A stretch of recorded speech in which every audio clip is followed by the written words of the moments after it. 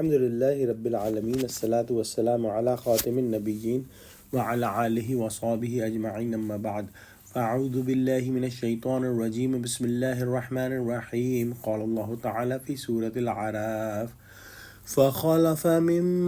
بعدهم خلف ورثوا الكتاب يأخذون عرض هذا الأدنى ويقولون سيغفر لنا وإن يأتهم عرض مثله يأخذوه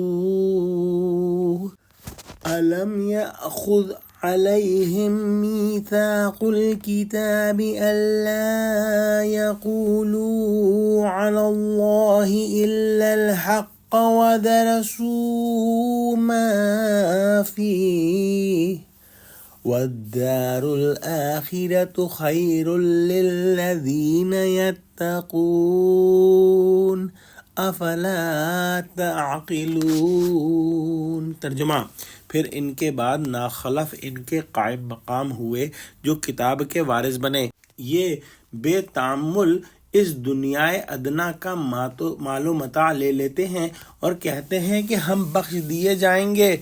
اور لوگ ایسوں پر طعن کرتے ہیں اگر ان کے سامنے بھی ویسا ہی مال آ جاتا تو وہ بھی اسے لے لیتے۔ کیا ان سے کتاب کی نسبت عہد نہیں لیا گیا کہ خدا پر سچ کے سوا اور کچھ نہیں کہیں گے، اور جو کچھ اس کتاب میں ہے اس کو انہوں نے پڑھ بھی لیا ہے، اور آخرت کا گھر پرہیزگاروں کے لیے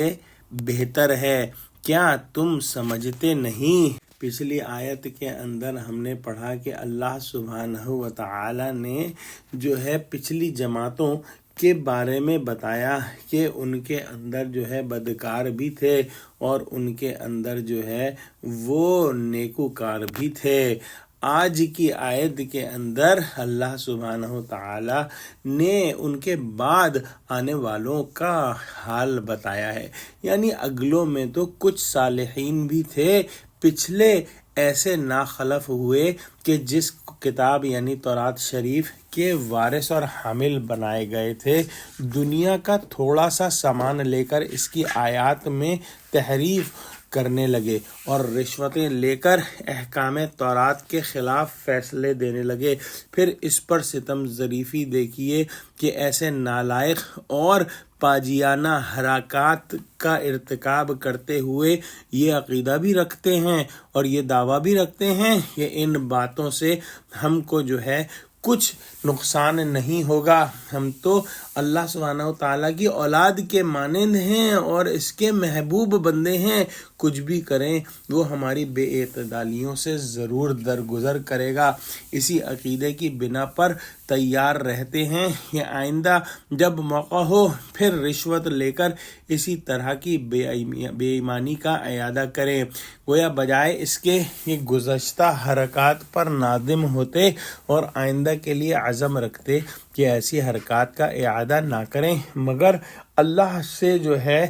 وہ خالی امیدیں لگائے ہوئے ہیں اور عمل اس میں نہیں ہے۔ مسلسل جو ہے اللہ سبحانہ و تعالیٰ کے جو احکام ہیں ان کو توڑ رہے ہیں، شرارتیں کر رہے ہیں، بے ایمانیاں کر رہے ہیں اور مزید بھی کرنے کا جو ہے وہ عزم رکھتے ہیں، اور اس سے زیادہ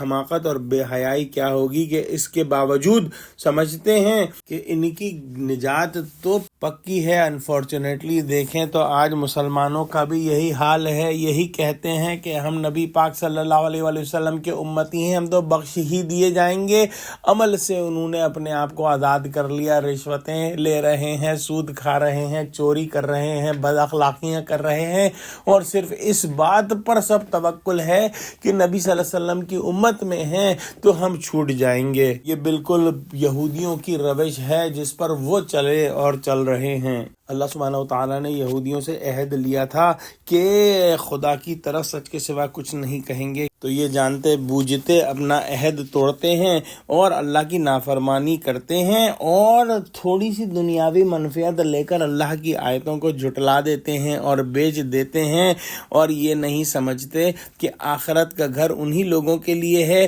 جو کہ پرہیزگار ہیں۔ دعا کرتے ہیں کہ اللہ سبحانہ و تعالیٰ ہم کو قرآن کا فہم عطا فرمائے۔ آمین۔ وآخر دعوانا الحمدللہ رب العالمین۔ السلام علیکم ورحمۃ اللہ وبرکاتہ۔